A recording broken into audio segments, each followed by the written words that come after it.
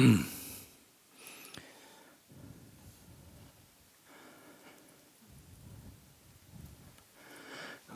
Om.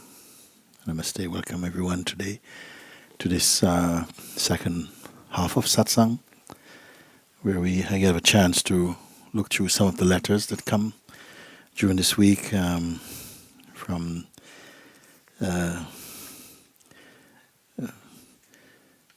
all over the world. They come actually, trying to clarify some doubts or some questions, to get some answers to questions and so on.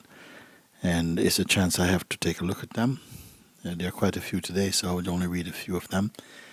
When I'm a bit tired, I'll stop. Okay, so I'll take a little bit here first.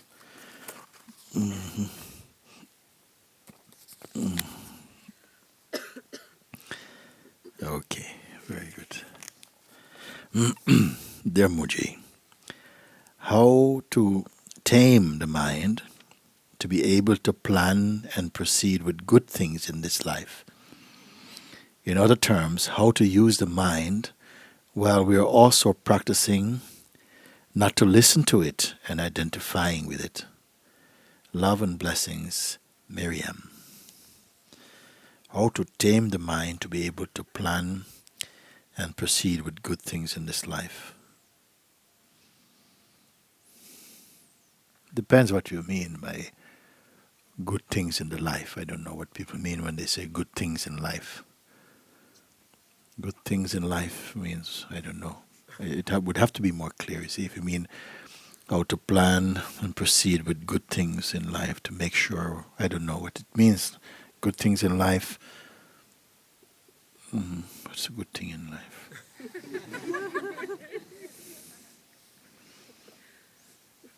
It's funny, I should know, no? Yeah.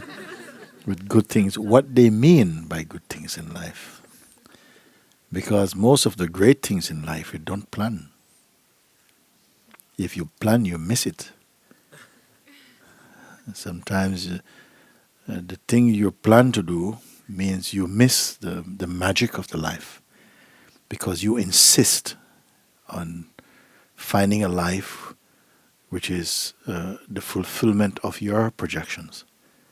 And no matter how much a human being can plan and imagine a life, it cannot compare to the life which God gives you, with the life that's unfold naturally. But you see, we don't see this life because our minds are so conditioned to believe what is good and what is bad. You know, who I can learn from and who I cannot learn from. These things you should not decide. Then you can learn from everyone and from everywhere and find goodness in everything, not just in the things your mind tell you, oh, this is the thing to be good for me. So this is why I'm a bit struggling with that.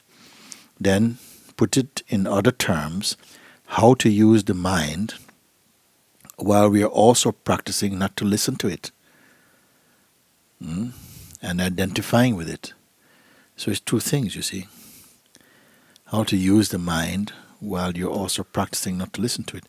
If you don't listen, I mean not just to practical mind. Practical mind is to get on with. Even a sage has a practical side of things. To really to use the mind for practicality. It does not leave any footprints in the consciousness. It's just what you have to do in life. It is not the psychological use of the mind. You see, so we are saying, don't listen too much to that psychological side of the mind, which is very personal. It is the very personal side, because this is where the person is the factory of all the trouble. You see, how can the person avoid trouble when the person is trouble? But people don't get it yet. So that would be one.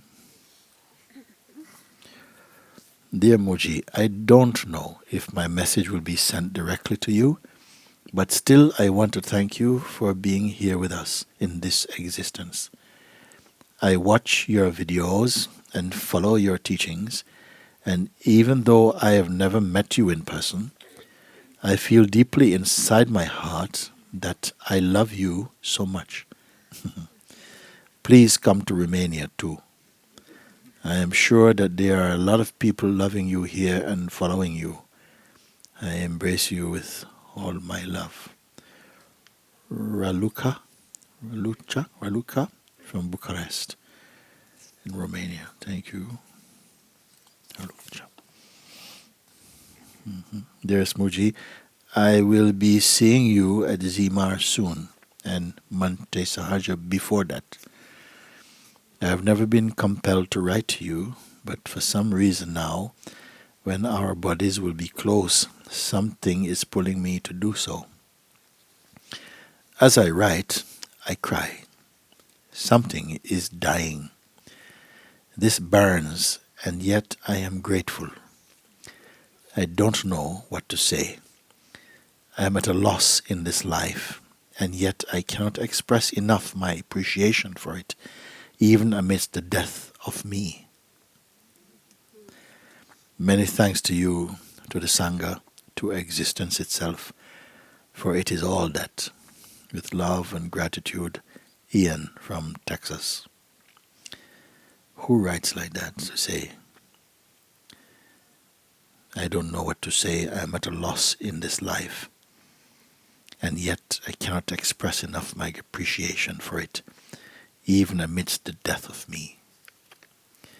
What is this me? You see, again, this personal consciousness. Now it is leaving now. It doesn't need to be personal anymore. Now it wants to be universal, you see. So it reads like a dying, or if you prefer, like a merging in the ocean of existence. You see. And a gratitude arises, an appreciation arises for this, of course. Because this dying is not a grief, it's not a sad dying. It's a liberation.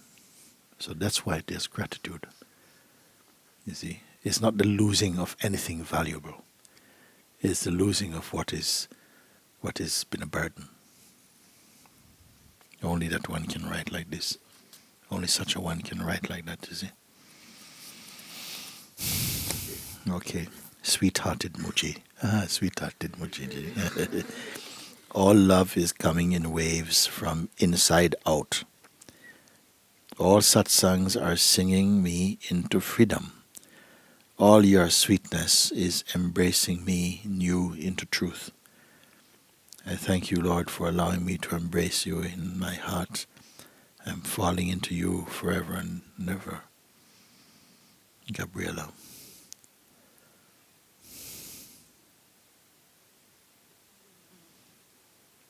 There is no pain in such falling, because you're falling upwards. You're not falling into some hole. You're being pulled into life. You're being pulled away from the gravity of suffering. This is why happiness is there, you see.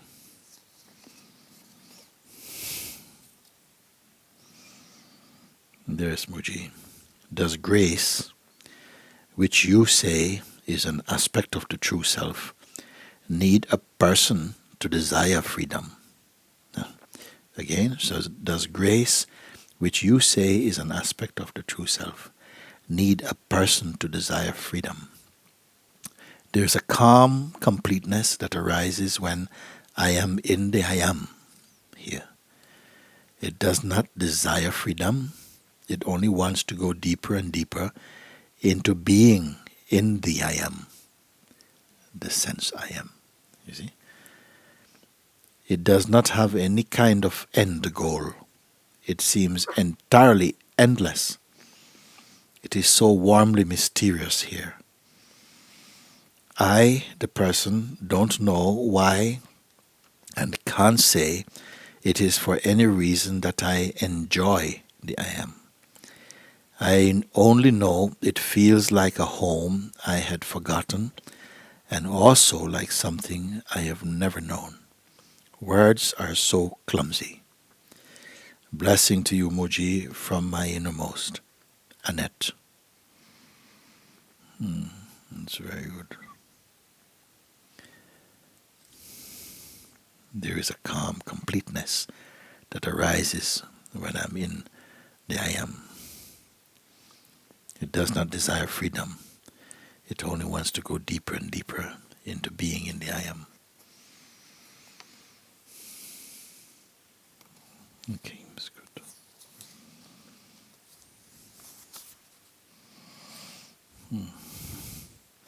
Hi, Mooji. Could you please talk about the fear of being timeless and formless eternal life? The fear. I must talk about the fear of being timeless and formless eternal life. And I understand, I think. Everything, not just the thoughts and emotions, but also the people, time, and galaxies disappearing into it like a black hole. When everything disappears into it, there is fear of neglecting it on the level of form, since it is not real. Even not being able to say, I love you to someone because everything is already this, and not even being able to feel grateful for what you will reply. Thank you, Mooji Christine. It is not like that. It is not like this. The mind is got in there quickly, to imitate the self and to say, but of course, and it's also very mental, you see? Because if I'm everything, how can I say I love you to someone? Because we are everything. You see? This is speculation. This is not experience. This is not experience. And this is already projection, If this and that, and then how can I this and that? The mind is there, you see? Whenever you speculate, mind is there. I'm very happy you speculate. Could you please talk about the fear of being timeless and formless eternal life? Can you imagine? What a terrible thing. Formless and eternal life.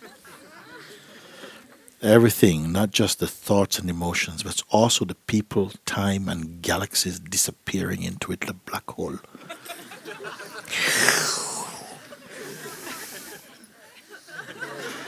Oh, nobody to say goodbye to.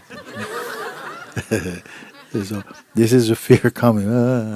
It can get to some people like that. They feel, my God, I want to live. I want to be next to my neighbors. I want to see the cat each day. I don't want to go into some black hole Buddha. When everything disappears into it, there is a fear of neglecting it on the level of form, since it is not real. I don't understand that. Even not being able to say I love you to someone, because everything is already this, and not being able to feel grateful for what you can reply, you see. So you can make yourself feel like that. See, because if everything is like that, and there's no who is to be grateful to who? Who is to be grateful to who? Then I might as well add, who is miserable about it? If you cannot be, I cannot be grateful to anybody, but who is miserable then? It's better to find out, Christine, before the black hole comes.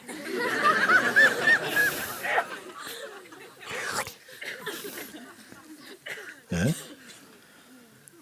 So you reflect on that. It cannot be like that. It's not like that. It's not like that.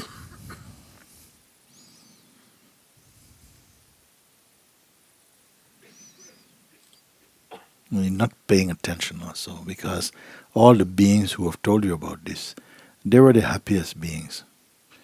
Did you see the Buddha miserably coming? You must discover yourself, and you'll be happy like me. No. I got swallowed by a black hole.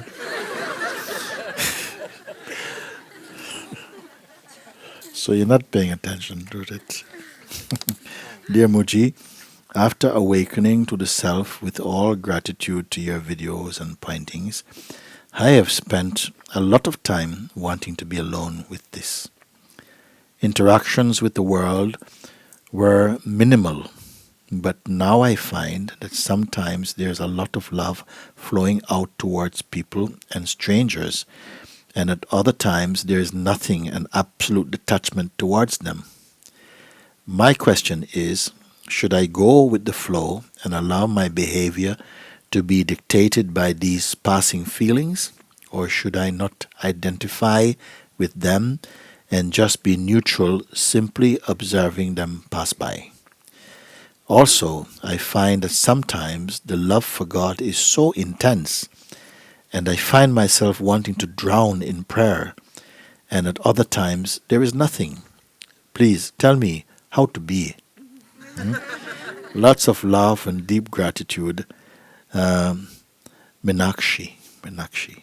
It's a beautiful letter, actually. I like it so much, because what happened now.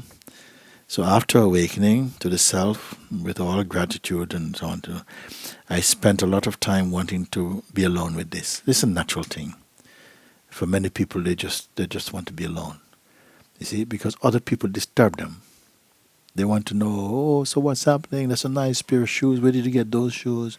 Nike. Wow, I bought some Reebok, and they want to talk. And if you don't have time for that, you say, no, listen, I want the bigger things here than Nike right now.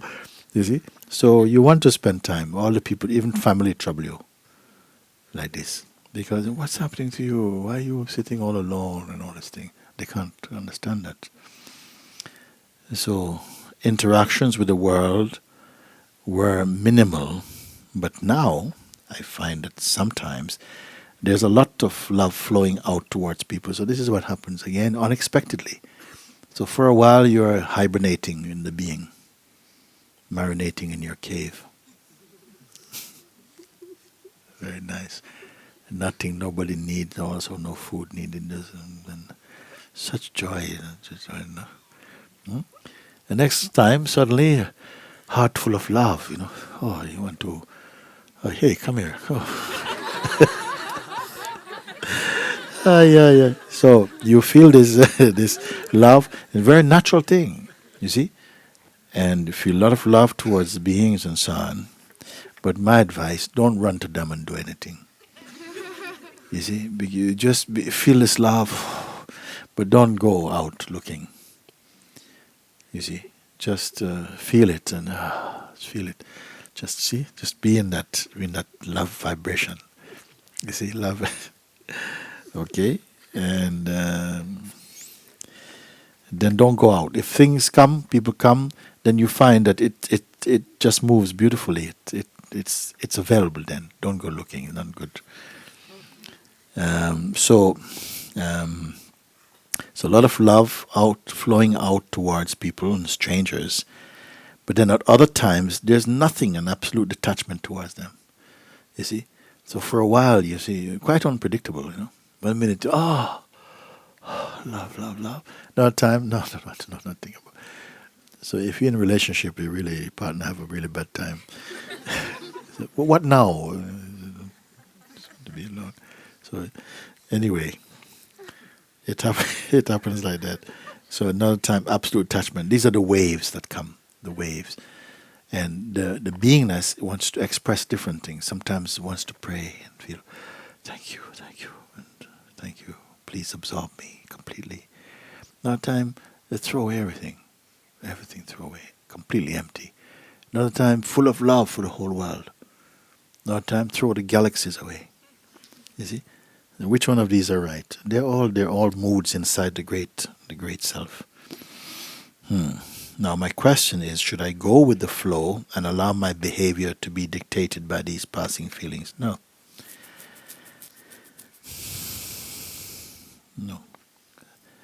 And sometimes you're on your own. It's good if you have your own room. It's nice.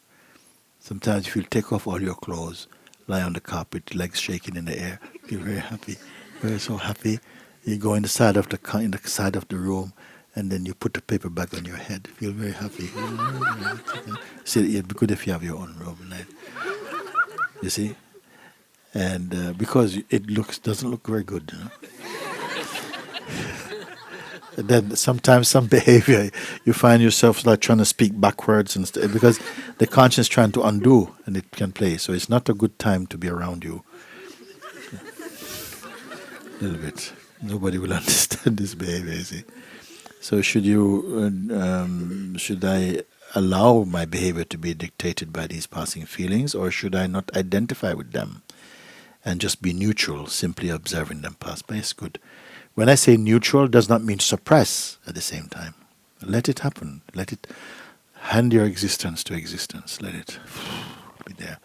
But you stay in that space. Where witnessing of this is happening, the energy, energetically, it's moving ripples and waves are dancing through the body, and the mind is, but something is not participating in that. It's just here. Being that is very, very beautiful. See? Also, I find that sometimes the love for God is so intense, and I find myself wanting to drown in prayer. Enjoy. In these moments, fully, just full, dripping in love, you see, dripping in surrender, feel full, you see. And at other times, there's nothing. This is perfectly natural, perfectly, nothing. Don't identify with any state. Watch them. More is to come, also. More is to come, you see. Because something has been so conditioned for so long, and now it's shaking off conditioning. Yeah, it's not settled yet, and you are surrendering into this, finding that something is behaving unpredictably. I told you one time in my town also, I went out walking. I love just going out walking. And then somehow I found myself in the busy part of town, in the marketplace. I'm standing, I see all these people standing in the queue for vegetables. And I find myself in the queue. But I don't want any vegetables. But somehow my body's in this queue. And then, and the queue is going down, and I'm going down in the queue. And I think, but what do I want? I don't want anything. But something wants to be in this queue. And going down, and I see there's only two people in front of me, and I'm looking at the vegetables thinking, which one of you I want? I don't want any of this, not this. Then next thing, what do you want? Can I have one potato, please? One potato? Okay, two. And this, some carrots. How much? 1 pound? Half pound. And it's good. Then this bag comes. How much? Okay, it's coming out of the queue. And I'm just standing there like this. Now, it's not a good advertisement, but it's still at the same time something is immense inside because you don't know what you're doing. So I go home, cook my vegetables or something. But there's something, it sounds crazy, but something is so beautiful. It's like, wow, I don't know anything. It feels good not to know anything. And just to be surrendered, because the opposite of this is like you know what you're going to do. And I was discovering not knowing. You see? Before I didn't know it as well. I didn't know. But now I really didn't know anything. Intense and first, wanting to drown in prayers. And so all these aspects, these moods of the living heart, they're expressing like that. So just be present. Something is inside that is unmoving, and then the movement feels like it is separate but connected. One way you feel, I'm doing all this, but I'm doing none of this. I'm going this place, but I'm not going. I'm eating, but not eating. You see? So it's not explained very well. So I better don't tell anybody about it. Okay? A few more of these now.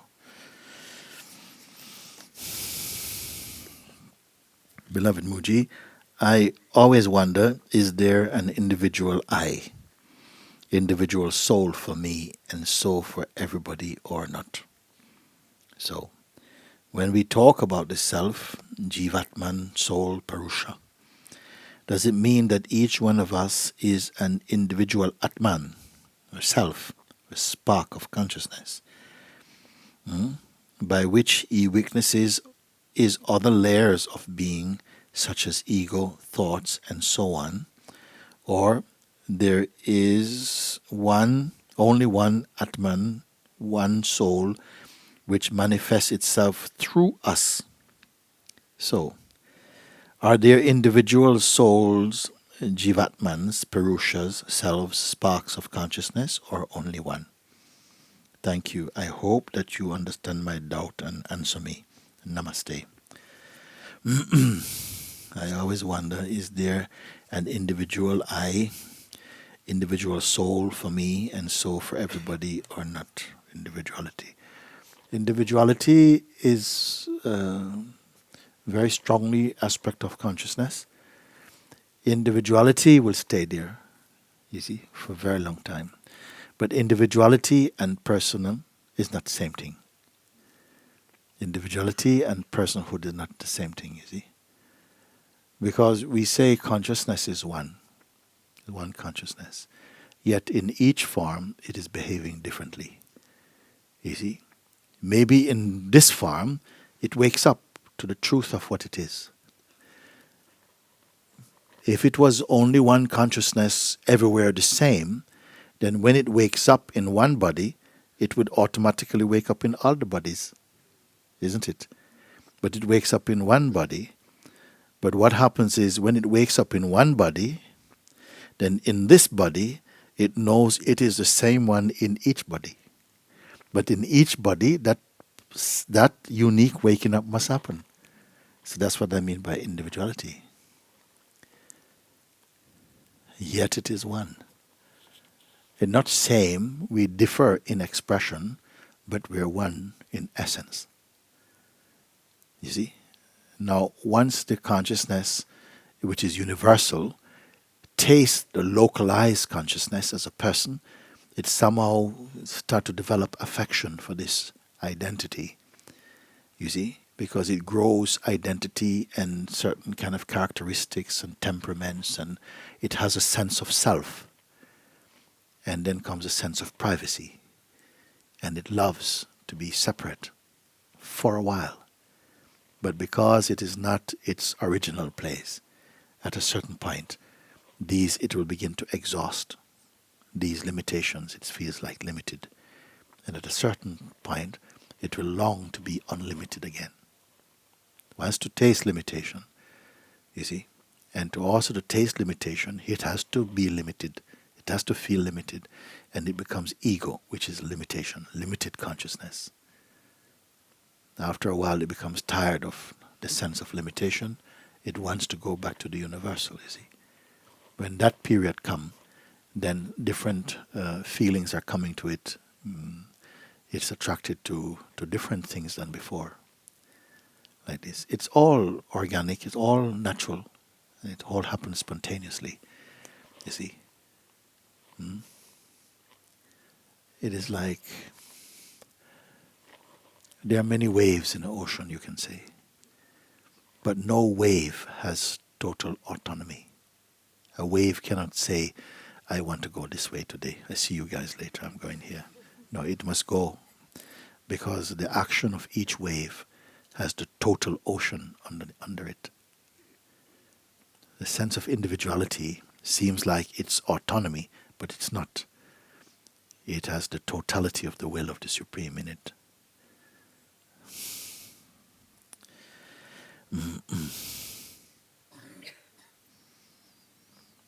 When we talk about the self, Jivatman, soul, Purusha, does it mean that each one of us is an individual Atman? Yes, it seems like this. The Atman is one, but it individuates, It functions through this, what you may call soul energy. But really, its essence is spirit and is unbound, is indivisible. So this is the paradox. That which is indivisible became many. So the manyness is not the true manyness. It is the oneness appearing as manyness. It is the manyness is not the fact. The manyness is the fiction. But still, it shares in the fact because it has no other root than the real. Have I gone too far to speak like that?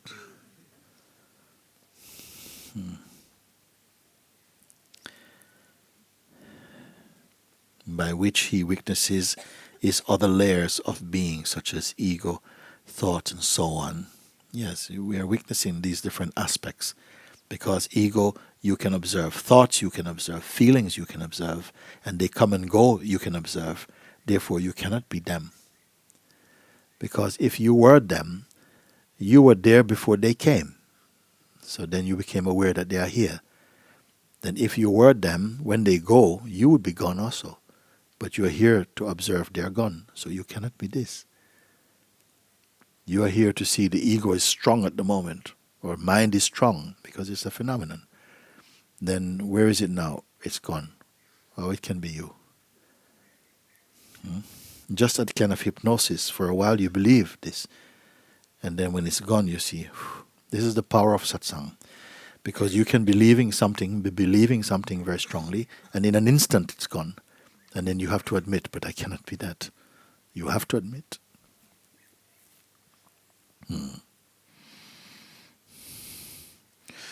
Or is there only one Hatman, one soul which manifests itself through us? Us being what? If there's only one soul, one power manifesting through us, us is what? Something different from it? You see, we have made a lot of ridiculous ideas feel real. And we believe it into existence and make it into a kind of logic. If there's only one manifesting through us, so us is what? Something different from the one? So are there individual soul jivatmans, parushas, self sparks of consciousness? Or only the one? It is not so black and white. It is the one being all of this. And when all of this is not here, it's still the one. Species become what they call, they're wiped out. Extinct, not distinct. Extinct. They go extinction. No? Still nothing happens to the self. Once upon a time, there were perhaps just maybe 1 million beings on the earth. Now they say nearly 8 billion as the self increased. It is not. Where these new beings come from?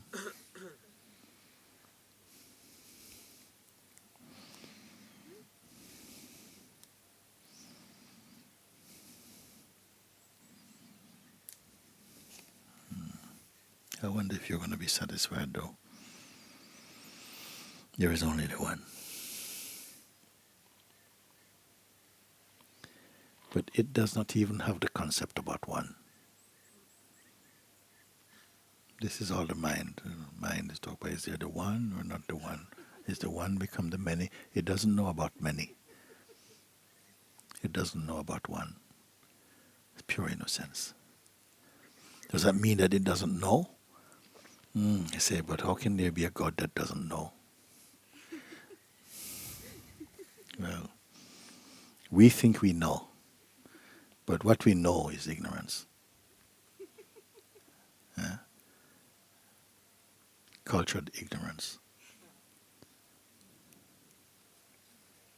To know is ignorance in a way. I wonder if you figured this. Like there are individual things to know, one thing knowing another thing. It is there also. It is one of the expressions of consciousness, the feeling of knowing. But once you feel that you are a knower, you become proud and you think knowledge is everything. But to the higher beings, knowledge is still child's play. But do they know child's play? I better stop now. These are things they will just somehow emerge in you. This, dear Mooji, I have a sadness with the passing away of farms. They seem to be constantly changing, never to be the same again. Is this the same person? I am still young, but I feel my body is degrading. I feel old, sick, and tired. Why were we given with such fragile bodies? I used to be happy and full of energy, but now I am very sad. I don't know where I did wrong. I can see even the planet is degrading. Oh God. And and the universe. Will the universe ever reach perfection? It's hard for me to be motivated to continue this life because I am not satisfied by anything. Nothing really lasts. This life isn't worth it unless I find something that is permanent. Does the soul have any sensations beyond bodily sensations? What is beyond forms? When I close my eyes and sit silently, I can feel a subtle vibration. Is that the soul? Please help me with your guidance. Thank you, Adrian. Eh? I have a sadness with the passing away of forms. I feel at some point, most of us have some feeling like that. Yeah, why everything has to go, you know? Also, I have to go because my great grandfather had to go, then my grandfather had to go, then my father had to go, then it's me. Oh gosh. Do I have to go as well? Uh, oh dear. Everything is going, so everything has to go. Why can't everything stay? Why can't everything stay?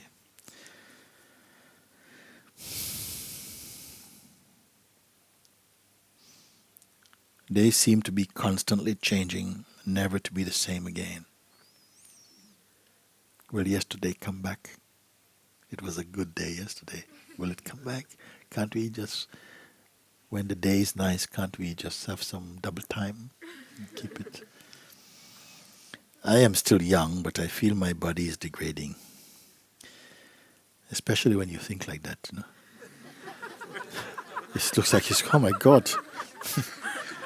Every bump seems like, oh, another universe going out of thing. I feel old and sick and tired. Why were we given with such frail, fragile bodies? You want to hold on to this body for how long? Hmm? Which was your favorite period?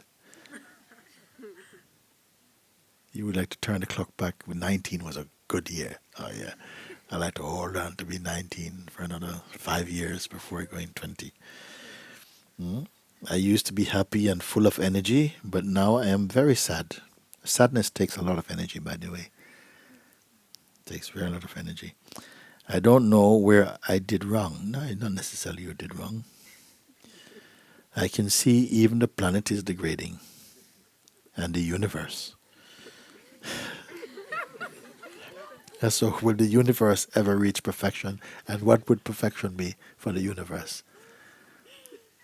Would there be a perfection that everybody will, as a fact? Can anything be anything as a fact? Meaning that if I see that this is, the universe is perfect now, then everybody would know the universe is perfect now. Nobody could disagree because the fact is inside the universe, not in you. Is there anything like that? Is there anything that we can all agree upon? Is there any being who has ever been loved by all the other beings? No, not even God. Nothing is so consistent. And it is good. It is good because if it was like that, then you could not go beyond it. You have to see that all is changing. Then you have the urge to find what is unchanging. I say God, death is one of God's great ideas because the fear of death terrifies the sentient beings so much that they are driven to find something which is beyond death, which is imperishable. It's very great. It's so great.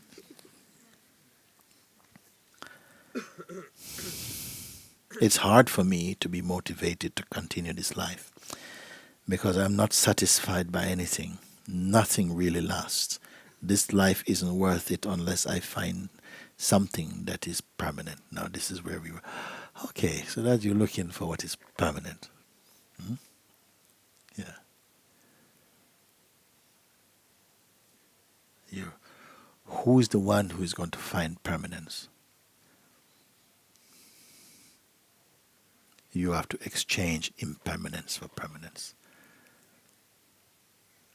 The one who is looking, actually, the essence of the one who is looking is permanence.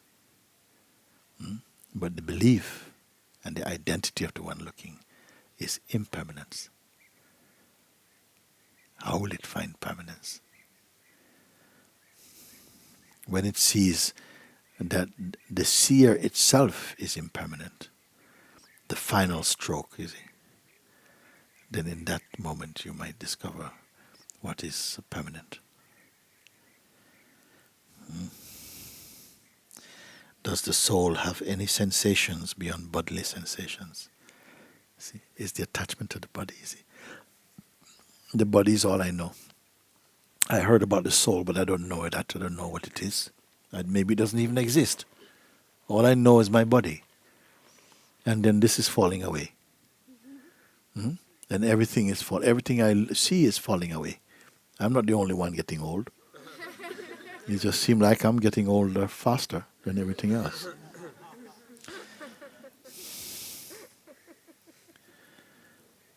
Does the soul have any sensations beyond bodily sensations?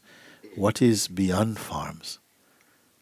But you must find that even with the form, find that which is beyond the form. Even with the form, find the one who is without the form, who is beyond the form. When I close my eyes and sit silently, I can feel a subtle vibration. You are subtler than that vibration, because you can perceive that vibration. So you must be even subtler than that vibration. Is that the soul? If I answer you, you will not accept my answer. Your mind is not able to accept it. You see, it's been 1 minute like this, another minute like that, 1 minute like this. So this is also watched by that which is not doing this. The question might come, yes, I see that, but how can I be that? You see. So even this question and the one trying to be that is also seen from that. Oh dear. Thank you, Adrian. Reflect a little bit on that one, Adrian. Hello again, friends. I'm very grateful Mooji read my letter in the tea Satsang. What a wonderful gift that was. Oh, I read already. Not only for me, but for my family as well. It brought them great joy and more understanding of what I have experienced. So my mom and my sister also say thank you, Mooji. My mom is going to tell one of her friends who is in a troubled place about you now. He has been going to spiritual retreats a lot but can't seem to find himself. His story is not mine to tell, but the radical change in my life seems to be attracting people to Mooji now. And I feel blessed to witness this all unfold without me trying to preach or advertise or anything like that. What a wonderful gift. Thank you all. Some joy from Ottawa, Ontario. That's nice, isn't it? You have time for one or two more? Okay. Dear Mooji, is it essential to attend a satsang? I feel my gentle awakening through grace occurs wherever I am. Grace finds me. This feels perfect for me, but I wonder if I am being apathetic. I assume this is mind speaking, haha. I myself feels grace is doing the work, dissolving rather than burning. All that does not serve purpose, moment by moment, regardless of my physical location. I have a sense that my Sangha is everybody and everything right where I am.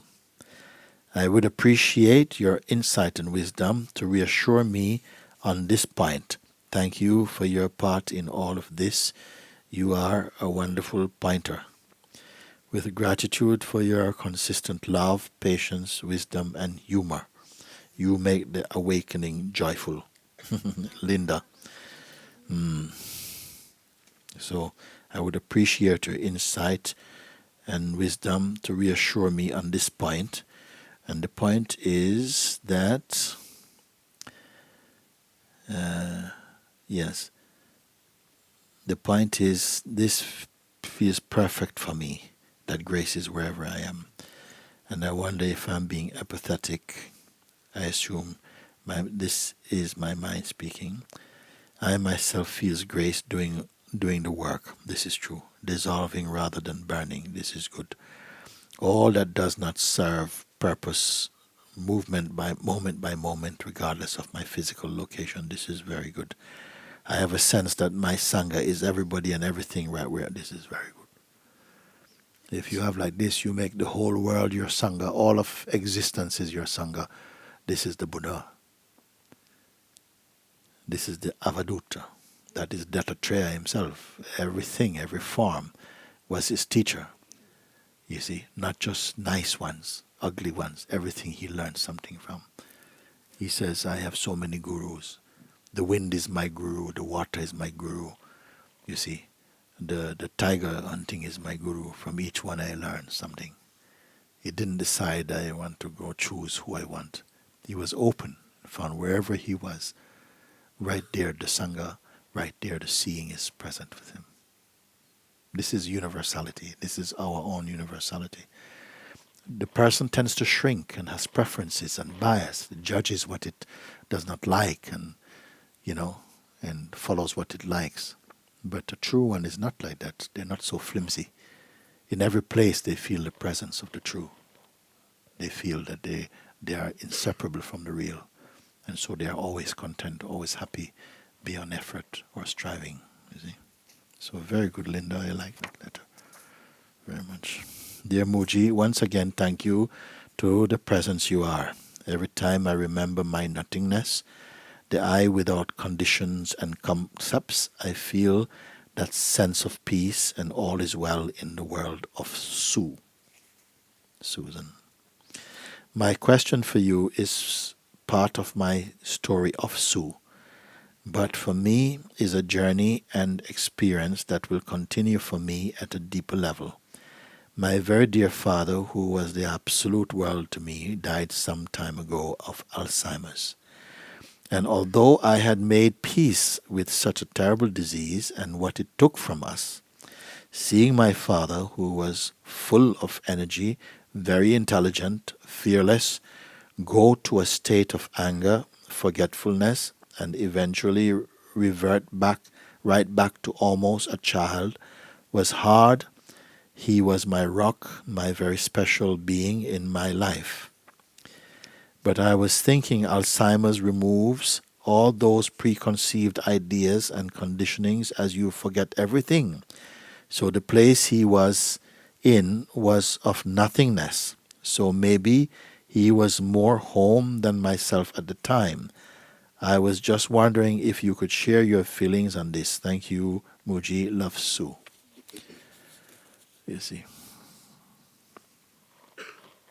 one friend of mine, she had both her godparents were living on Isle of Wight. I went there myself also. And then they were both scientists, research scientists. Then one of them passed away, the wife passed away. Then years later, the husband now is with Alzheimer's. No? And then she went to visit him. And she went there. When she came back, she was very saddened. And she said, I want to tell you something and I want you to make a promise to me. So I'm always a bit very, so what is the thing you want to tell me? So she said, I went to see my godfather. And then when I saw him, he looked very cheerful. He was very happy, very happy. And then I felt so happy. And I went and I said, oh, it's so nice to see you. And he says, oh, I'm so happy to see you as well. What is your name? Huh? What is your name? And I'm not saying the names. My name is so-and-so. No? And he go, oh, very nice name. Very nice name. But she was totally unhappy about it. Because in the name was her history. There's a history. If you forget my name, you forget me. You see? But then he was very happy going about, hello, have a nice day, hi, hi, hi, and like this. Much more sociable, in fact, than you used to be. Yeah? And then so she became very, very unhappy about it. Then she tried to make some connection, to remind him of some connection. And he couldn't do it. It's like, I don't know about this. You see? So sometimes maybe the person may feel annoyed also because there's a pressure to try and remember something that doesn't mean anything for them. We don't know. No? And could someone with Alzheimer's be annoyed and irritated? Why not? This is another way that consciousness expresses. In so many ways it's expressing. You see? And could it not be a gift? Your karmic slate is wiped clean.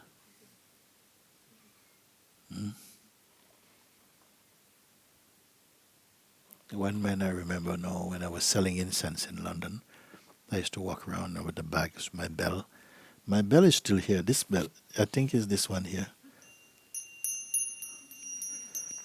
I used to walk incense on my road like this. No? So one man, he called and he said, incense man. He called. So he was across the road. I stopped and waited for him to come. He came.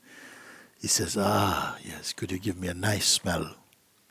I have a lot of different incense. So one of them is already burning. I always have one burning. Then I said, okay, tilt the bag, say, smell this one. He says, no, I can't smell. You can't smell? No. Why are you buying incense? He says, oh, this is for my girlfriend. Because I want to show her that I care, because sometimes I come home from work a bit messy, and then I leave my clothes around. So I want to show her that I care. Or even though I can't smell, I buy incense to show, look, you see, I buy for you. So, oh, really? You never had smell? And then he told me a story. I was on holiday before. This I don't know. He says, they told me this. I was on holiday in Greece, and I was riding motorbike, and then I fell off the motorbike. It hit a tree, you see, and I crashed in my head. And I was in hospital for quite a long time, and in a kind of coma. Then slowly I was coming out of the coma, and then I saw. Now I remember seeing some people there, and then I saw them. They was focusing like this. Focusing came like this, but then I didn't know anything at all. And my girlfriend at the time, she came also to see me, but I didn't know who she is. Didn't know nothing at all. My parents also come, but I didn't know who they are. Who didn't know who they are? They was asking me, even my name, I don't know the name. They was calling me this name, I don't know the name. And then he said, well, after a while, my girlfriend, then she left because, there's no history now. And he couldn't start a new relationship with somebody like me, and then I don't know, you see. And so she left, but of course the parents can't go nowhere, they have to stay. And then they slowly taught me what my memory should be. Like this. So actually my life started then, you see. But I can't smell, because the doctor say, also I tell them they did some tests and I failed. I could not smell, also cannot taste. So I can't taste anything. So, but what you eat? I eat anything. He told me, I can eat this paper, and I don't mean nothing for me. You see? I said, wow, this is amazing. It's amazing. You can't smell, you can't taste. Then my mind started to go. If you kept going, all the other senses, because I could still feel the full force of his being. I don't feel anything is missing when I look at you. I don't feel anything missing. You see? If you meet someone, you don't know if they can smell or taste, or if they feel your touch, or they can hear. You don't know anything. What you perceive, that they're full being. You don't feel anything is missing. If a leg is missing, his leg is missing. But if the sense is not working, you don't know that. You see what you perceive. The full being is there. And like that is how I saw him. Then I was thinking, this is good. What if you keep on removing? Would not yourself still be there? Because myself also, I used to get this blocked ears with wax get blocked, and then naturally sometime made. Then after a certain point, I'm always leaving the doctor to the last. I don't like to go there. So then when it's almost going, I go to the doctor, you see. And then they tell me, I can't see you until next week. I said, next week I can't hear anything. Then he says, okay, you must put this thing and wait. Then I put this thing inside, but nothing happening for about 4 days, nothing for 5 days. Then went, tung, nothing at all. I was living without any sound. It was so wonderful. I went into my town, the most peaceful place in the world. Saw all the buses going, people fighting. It was wonderful. And I didn't mind. I didn't even want to go to the doctor. I was getting on quite well. Then one day I was going to the bathroom and I looked down the corridor and I see a hand through my letterbox. I said, what is this? Then I went to open the door. You're here. Huh? And then they wrote to me and told me, we've been here waiting a long time for you. What if there was a fire or something? You wouldn't know. Then I said, I better get it. Better go back. But it was not so bad. Then I was thinking, what if the hearing go, and then if this go? At what point would I'm finished? I don't know. Because they didn't look anything missing, you see. So then this friend, now I told you, so she came back and then she said, I want you to promise me something, because we're very close. What do you want? That if this ever happens to me, I want you to help me to finish my life. I said, get out of here. Why would I? This is a good thing. It happened. You are just afraid because you have so much value for history and for your mind and for your memory. And you imagine that without these you are nothing. But it would be a good nothing. Because there's two types of nothing. Huh? The mind nothing. Somebody say you're nothing. And there's a nothing which comes from emptiness. You're nothing. And you feel very good. It's true. I have nothing at all. But there's total fullness in that. So I said no. So anyway. My dear father, who was in the absolute world to me, died some time ago of Alzheimer's. And although I had made peace with such a terrible disease and what it took from us, seeing my father, who was full of energy, very intelligent, fearless, go to a state of anger, forgetfulness,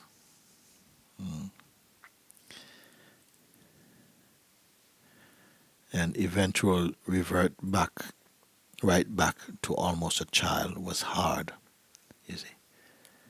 Not for him, for you. And this is what we have to do. Stop measuring the world from your terms. That you have to let go a bit of you to see things as they really are. Because the person always will somehow want to put something of your own conditioning on the world, and you cannot see it truly. This is why I say none of this is true. It's all dream. We are each dreaming a matrix of unending dreams.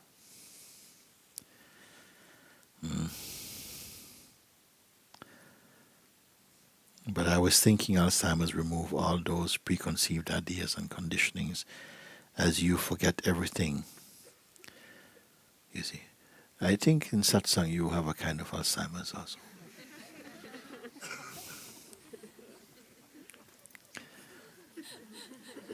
You start to forget a lot of things. Some people looking very worried at the moment. Should we leave now or what? I see it myself. One woman, she came to Satsang and she left, and then she went home, took the bus, go home, and then she went. All her car was missing. Somebody stole her car. She reported to the police, and they were looking all over the place. And then it turned out that she had driven her car to Satsang and forgot that she drove it there. Took the bus home, and then thought the car is not where it's supposed to be. Called to get the police all involved and everything. Only to find that nobody stole her car, She just forget. Can you imagine how silly? And like this, and people come also in London sometimes and they go home without their shoes. This is highly unusual in London, you see? But you should not be afraid of this thing. There are many more stories like this. But only for a while, because something is changing over, you see? The power changing over from the person into the state of presence. So sometimes you don't, your behavior might seem a little bit. A small price to pay for freedom, though.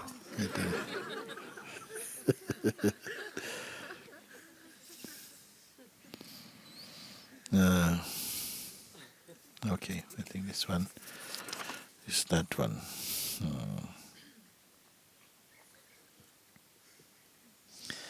Beloved Guruji, I have been watching your YouTube satsangs for about 2 months now, and deep transformations are occurring in me. I would rather die than go back.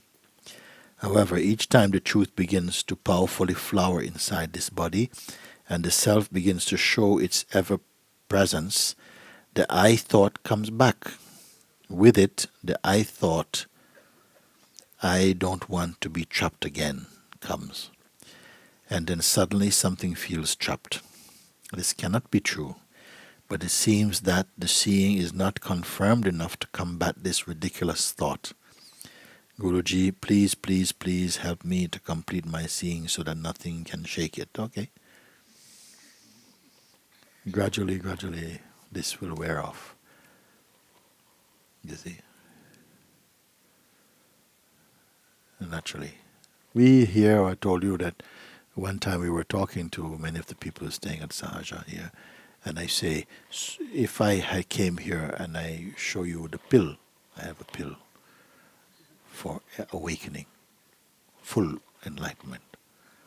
You just take it with a little bit of orange juice, and in 15 minutes, ping, Buddha.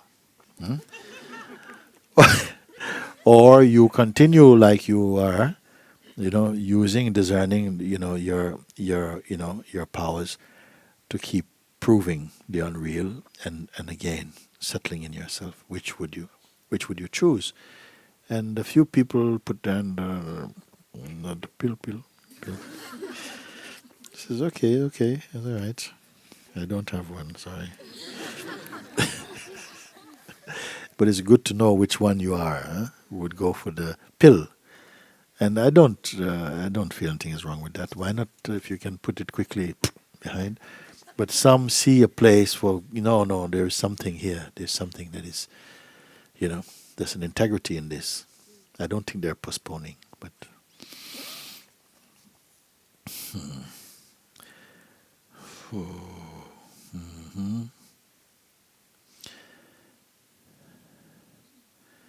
So these thoughts, or each time the truth begins so powerfully flower inside its body, and the self begins to show its ever-presence, the I thought comes back, the person comes back. It always will come back, just on the verge of the greatest discovering. Sometimes quick arrogance come or ego come, and you just got to get used to display, and don't panic, and then gradually its power will go.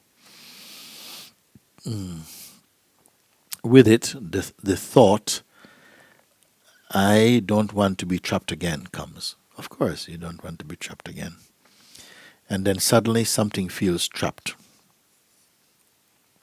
And But after something feels trapped, then this feeling trapped gets believed. Because even the feeling of trap, you keep on looking. You're still inside your inquiry. You say, but this is not true. What is trapped? This only if I believe it, it becomes a kind of trap. If I don't believe it's nothing at all, I just throw it away. So this cannot be true, but it seems that the seeing is not confirmed enough to combat this ridiculous thought. You see? That my seeing, I'm not stable enough when some thoughts are still coming and they are more stronger than my resolve at the moment. You see? So, Guruji, please, please, please help me to complete my seeing so that nothing can shake it. Like that. You don't ever come to a place where you feel nothing can shake me. You don't need this thought. You don't need even any affirmations. You don't need any convictions. Somehow there's just pure silence in you. The minute you start to say, I don't think, you start to raise ego again, even. Better you just keep quiet. Don't say anything. Not to be afraid of thoughts, though. Don't be afraid of thoughts. Dear Mooji, thank you very much for satsangs. They help me in daily life. I am homosexual and I feel deeply ashamed of that. I am 45 and since my adolescence, this shame brings me to be very distant in my relationships and I've always been single. I am on a spiritual path since many years and I had experiences of awakening.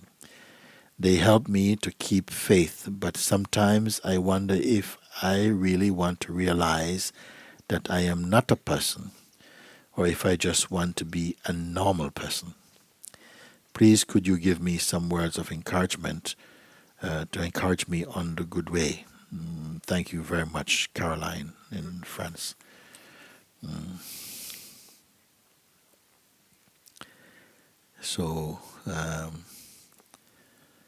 They help me. I am on spiritual path since many years. I had many experiences of awakening. They help me to keep faith, but sometimes I wonder if I really want to realize that I am not a person, or if I just want to be a normal person. Then you must sit with this doubt and look. What is a normal person? Please don't be a normal person. Who is a normal person? I think it's only on paper. Who is normal person? We're all freaks. Some normal looking freaks and some freaky freaks. No, but seriously, what is this? I want to be, maybe, no, you're not saying you want to be, but you're wondering if somewhere in all of this, because of the guilt feeling and feeling of shame, you see. But consciousness is playing all roles it plays. Yet it is none of the roles, absolutely. It appears to be the roles relatively, but it's not the roles absolutely. You see. You understand that. Just like an actor goes and plays a part in the great platform of life, and still all the while you get good reviews and everything wonderful, the best King Henry VIII we have seen, but all the while know that he's George. He never believed he's King Henry VIII. Goes home to his wife and go off with your head or whatever. No. You always know inside what you are. So in the same way, something inside knows I am not any of this. Whether it's some beautiful, famous person or the most infamous person, when you know the self, you know, I'm none of this really. You don't even have to tell anyone that. Just your knowing this creates a great space inside. You see, a great space. And so so the awakening experiences help me to keep faith. But sometimes I wonder if I really want to realize that I'm not a person, or if I just want to be a normal. I don't think that it, maybe a little bit of that, linked, as I said before, with a feeling of shame or guilt, something you feel, maybe I just want to be normal like everybody else. There's no such thing, by the way. Everybody thinks everybody else is normal. Or that I really want to not be a person. None of these things. Just you want to be clear to your true nature and be that. So none of these things anyone absolutely is. It doesn't matter even the most famous person or whatever. Still, once you know who you are, you know that they're just the same self. A thief also is the same self. Of course, your behavior with them will be different depending upon energetically how you can relate or correspond with them. But underneath this, a greater wisdom guides your action. So don't give too much importance to this. Do I really want to be a non-person or I want to be a normal person? Don't give too much. This is another kind of mind trap. Don't get into that. It's nothing at all. It's not that important. You are the self, plain and simple. I think we probably made this one, last one maybe. Dear Mooji, I want to say how grateful I am to have met you and be able to watch your satsangs on YouTube and live on Mooji.org. You have shown me home, a home that I was unaware of, a home that can never disappear or fall apart. Thank you so much for your words from the self and for the self. Words of grace that direct us to our true nature, the nature of peace, joy, and love. Endless inner peace and emptiness burning away all the delusions and identities that I have picked up during my life, during my time in this body. And I can see that everything is just a play of the infinite self. Even the most intense moments, I can see that it is a movie.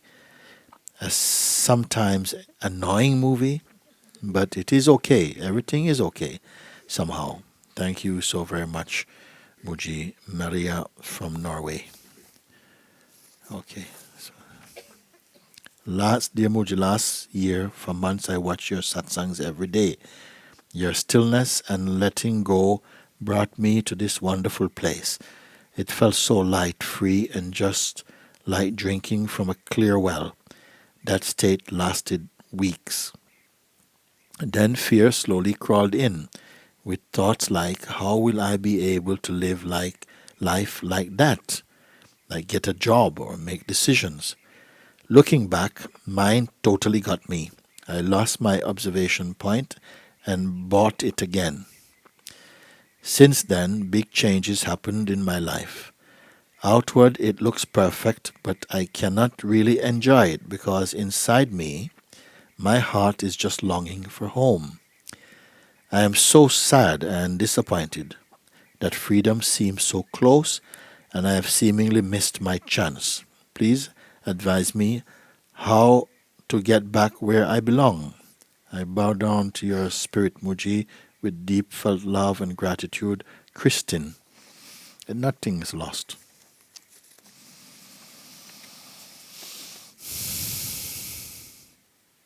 I felt so light, free, just like drinking from a clear well. That state lasted for weeks. This state is not just for enjoying only. It is there. But somehow I wanted to say to you now, like, it doesn't matter. The state is beautiful, but right there in that state, there is a space that is unchanging. Just be one with that unchanging space.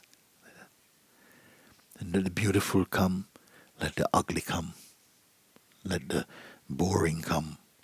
But you're not buying any of this. You're not shopping for any of that plaything. It just come and go.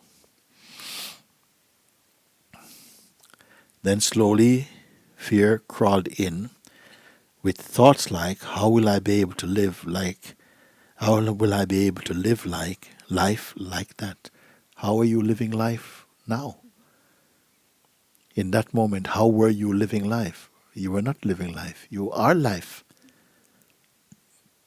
You are life. Even when you think, oh, I lost all of that, you're still life. You're just life with a bad idea. Is it? and how to get a job and make decisions. These are not how questions. You should not worry about it. As you deepen and more in your inner discovering, you also a natural trust is there. A kind of fearlessness is coming into your life, into your being. And this trust opens you up to the all possible. But you're not looking in this life for acceptance. You're not looking around, please accept me. No, you accept the life. You're not looking for acceptance from life. You are accepting that life is just whatever it needs to be. You're not judging anymore. So it's the door. All the doors begin to be open for you. Not that you have ambitions in this world. You should not have any ambition in the world. When you don't want, when you're not a needy traveler in this world, then things come to you. But when you are needy, nothing wants to be near you. This world does not suit needy people. If you're needy, everything starts to reject you. You know, too heavy, man, too heavy. You know, if you're needy, too needy. When you are free from need and not arrogant, then somehow you feel that life seems to be abundant somehow. Looking back, mine totally got me. No, it didn't totally get you. It just got you. It didn't totally, it cannot totally get you. I lost my observation point and bought in again. It's a small disaster. It's a small disaster. Since then, big changes happened in my life. Outward, it looks perfect, but I cannot really enjoy it because inside, my heart is just longing for home. So outside, maybe you look good, especially if you're trying to live to please the projections of other beings. You say, look, outside you're wearing a suit, have a nice car, but inside you're dying because you're longing to meet your beloved. When you miss the beloved, whatever they give you, rubies and diamonds, it will not be enough for you. Nothing is enough, because if the beloved is not sitting in your heart, everything tastes like cardboard. I said that.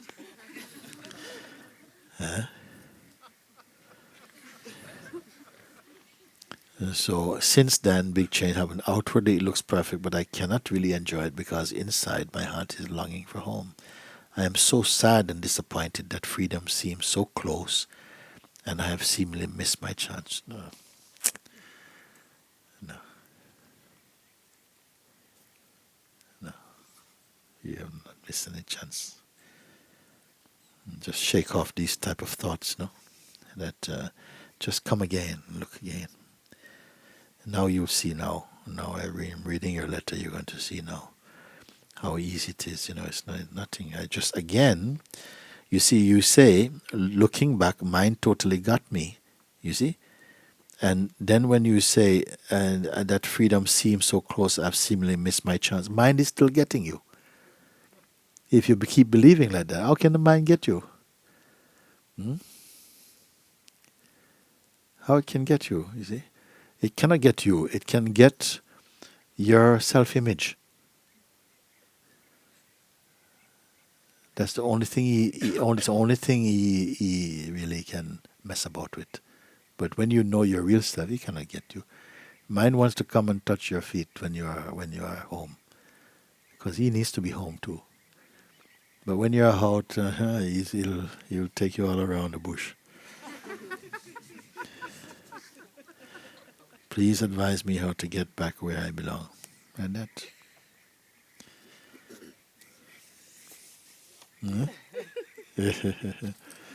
Huh? To my beloved Mooji, with all my heart I pray, may these words be heard by the one God who dwells within all beings. Yes. May the pure light, peace, and love expand in the hearts of all living beings everywhere on earth. O Allah, please release the suffering, pain, mistrust, and arrogance in the core of silence embraced by God Shiva. May this silence cover the beauty of this graceful earth. This heart be dancing out of joy. This body is moved by that. who is and will remain until the final prayer. I will speak in union forever with the greatest love of my life. Love, Ava. Very good. Very good. Dear Mooji, could you tell us a few things about orgasm?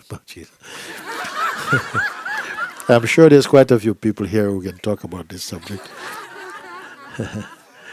Is there anything? You see, I was trying to wait to see if I find a letter that I can say, okay, this is a good letter to finish on. So I'm going, so now I have found something. Now I see some people sitting up. Oh dear, oh dear.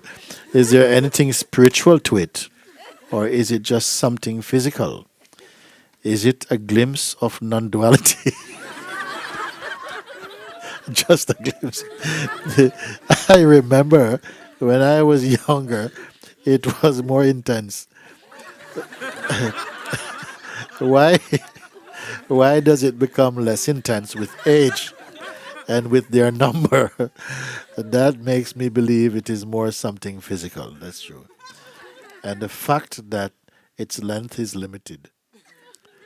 Maybe, what is he talking about? Maybe, maybe because of physical limits. Also, is the energy loss that happens after it normal? Could you please help me clarify this? Thank you. No name. Who wrote this letter? Yeah.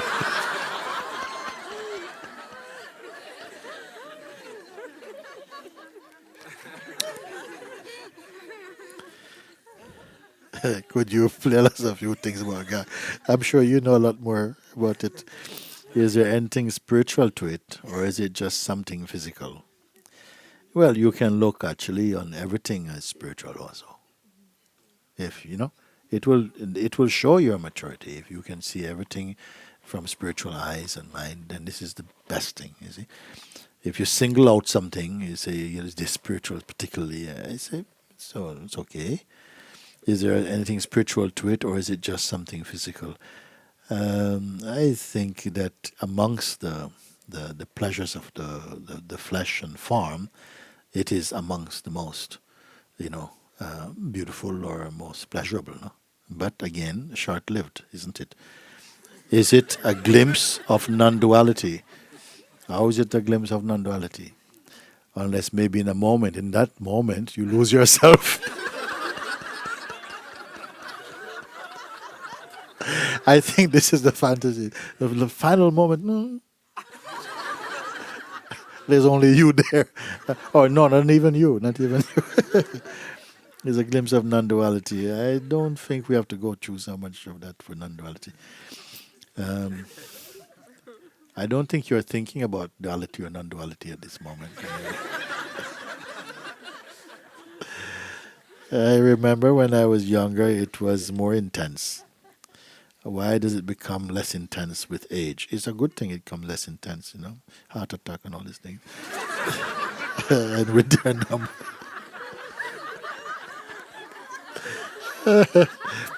That makes me believe it is more something physical. And it is true. It is true. Many people would like to believe otherwise. And, because if you have a strong attachment for something, you want to believe it's the most spiritual thing. And the fact... and the fact that its length is limited may be because of physical limits. Also, is the energy loss that happens after it normal.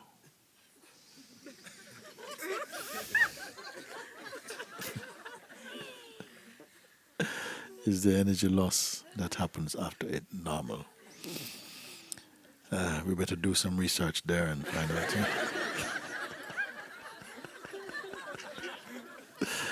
Could you please help me to clarify this? Okay, we'll get back to you. Thank you. Let's see if this one will do now. Dear Sri Mooji, my highest love and respect to you. You are my guru. I've been watching your YouTubes and you stream videos for 4 months now, and I have never felt more alive, connected, and spiritual. My life is enriched and much more beautiful and I thank you. My first question, Sri Mooji, which book or books would you recommend to me to best ground or better grasp this consciousness, awareness, and supremeness? My second question, I come back to that, Sri Mooji, what is the major underlying reason many more individuals with billions of people on this planet don't actualize their supreme beingness in the likeness of Buddha, Muhammad, Christ, Krishna, Mooji, etc.? I love you, Sri Mooji. Kurt Norton from Waldorf, Maryland. Do you say Waldorf or Waldorf? Waldorf? Maryland. Which book or books would you recommend to me to best ground or better grasp this consciousness, awareness, or supremeness?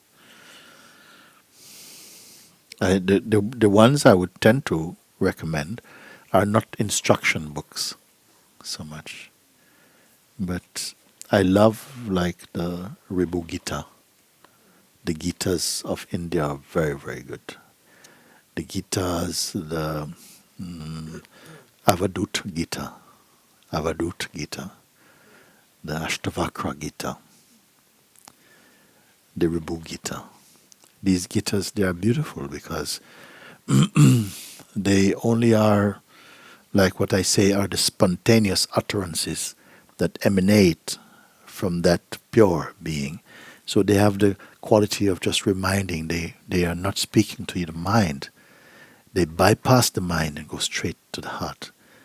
And there's always going to be a joy in reading it because it doesn't engage the mind that wants to be argumentative and this type of thing. It speaks directly, you see.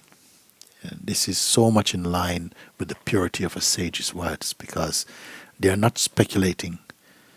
The great ones that you mention, Sri Buddha, Prophet Muhammad, Christ, and Krishna, they don't tell you, I think this is my opinion. They don't touch opinions.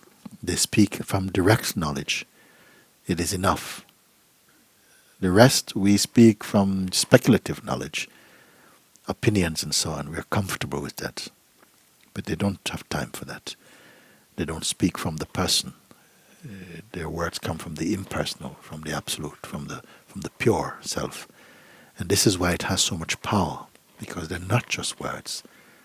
You see, they just look like words, but they're actually the breath of the Holy Spirit.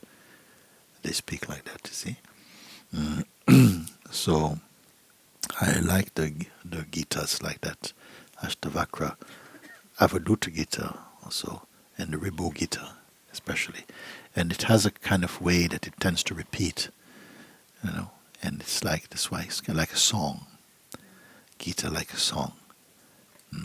And they are just reminding you, they speak deep into the heart, into the subconscious, into the heart, and just somehow stimulate that God-centeredness inside.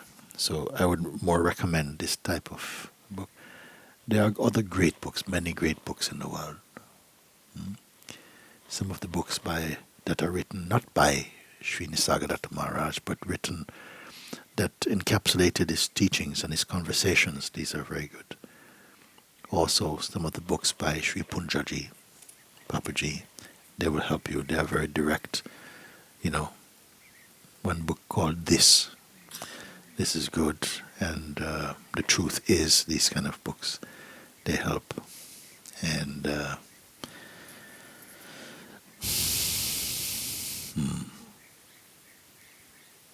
second question is, what is the major underlying reason many more individuals with billions of people on this planet don't actualize their supreme beingness, like the Buddha and Sri Prophet Muhammad, Christ, Krishna, etc.? Why is it not happening like that?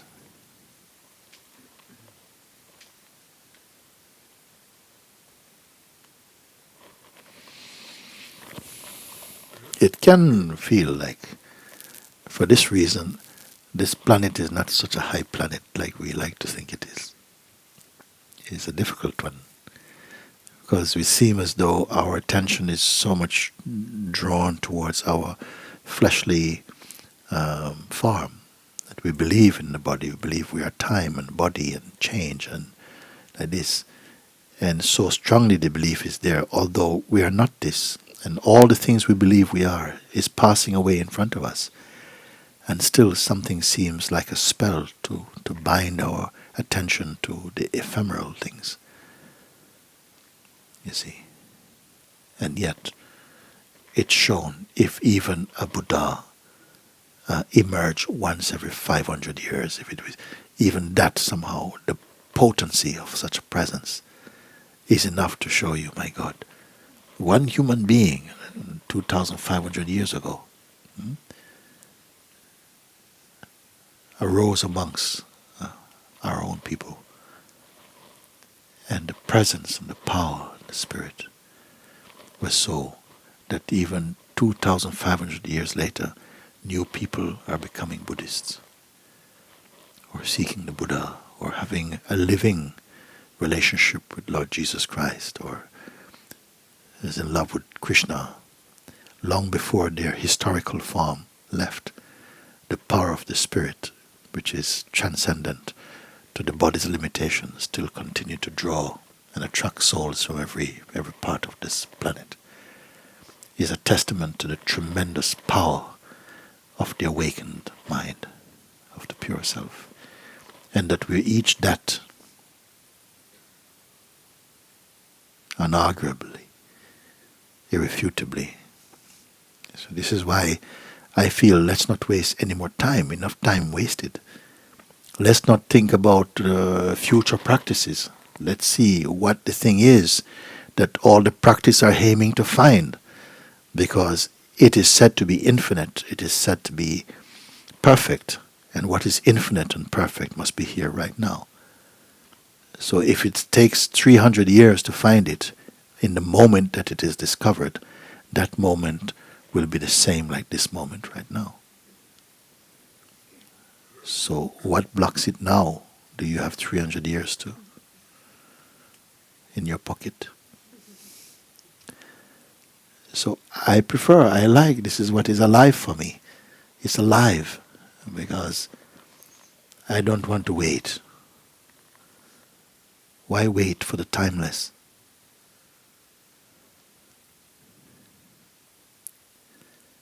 And so it provokes us and it confronts you to say, you need more excuse? You need more time? You see? Because it's not like, say, you are going to develop the self. You're going to improve it. You might try and improve and develop your ego. But who can improve the self? What arrogance that would be. It can only be discovered. It can only be recognized. So then, because we put it in such bold terms, in such immediate terms and ways, it says, well, wait a minute, and if he says it's here, then what stands in the way? Then you begin to enter into a living, what you may call exploration for the truth right now. And each time we come and sit in satsang like this, it is just for this. I'm not hoping that, I sign up someone for next year. Yeah, let these be popcorn satsangs. They must pop out the pot now. Now, I know some people don't like that. They think, oh, he's treating the subject so lightly. It's lighter than light. What you prefer? That to tell you something, and it's not just believe, I believe I am, that is enough. No, it's not. It's not enough. It may take time to stabilize the mind in this properly. But in an instant, that ignorance can be completely exposed and destroyed. In an instant, a click, something. I don't have a tap to turn on, and perhaps none is needed.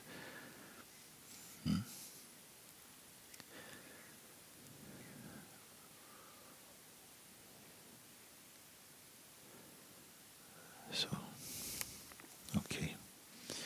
Maybe we leave it like that now. I think we did this one.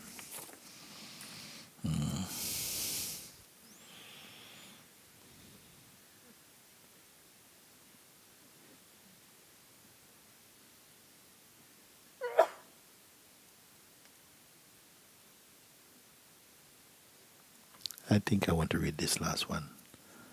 I read this last one. I put these now away. We can look at this another day. For now, mucho is a mucho Mooji. What it means, mucho.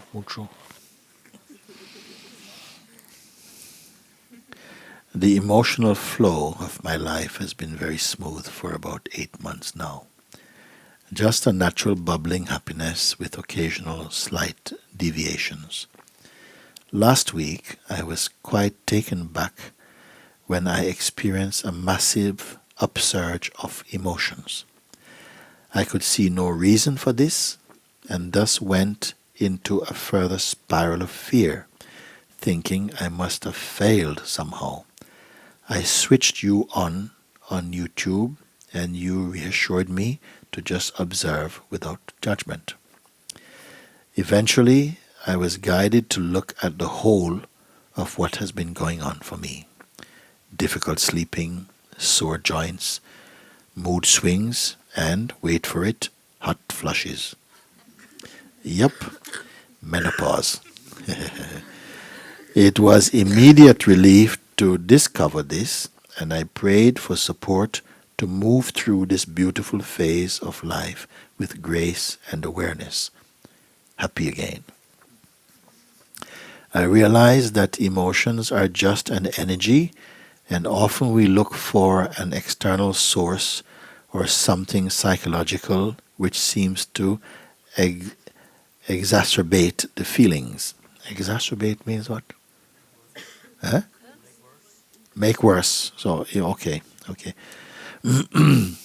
So I read again. I realize that emotions are just an energy, and often we look for an external source or something psychological which seems to exacerbate the feeling. I am finding dance to be a great way to channel the emotional energies. No need for analysis. Just shake it all out. I love life. I love you. Neptune. It's a good one.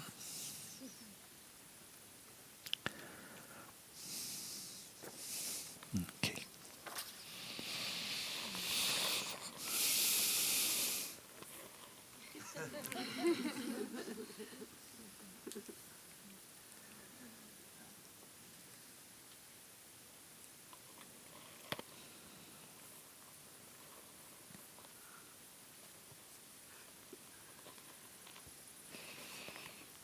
Okay.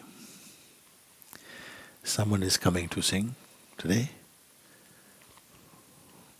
Okay.